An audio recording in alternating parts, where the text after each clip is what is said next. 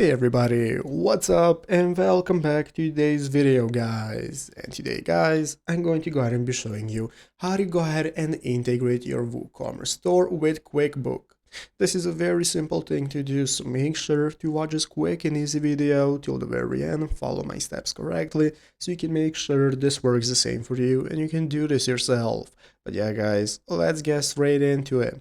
So the first thing we want to do is to go ahead and open up the official WordPress website or whatever platform you're using for your WooCommerce store. So what we can do is go to wordpress.com and from here go ahead and get started accessing our site. If you have not already set up your WooCommerce store, you can do so by going into the plugin section right here, finding the WooCommerce plugins and setting them up.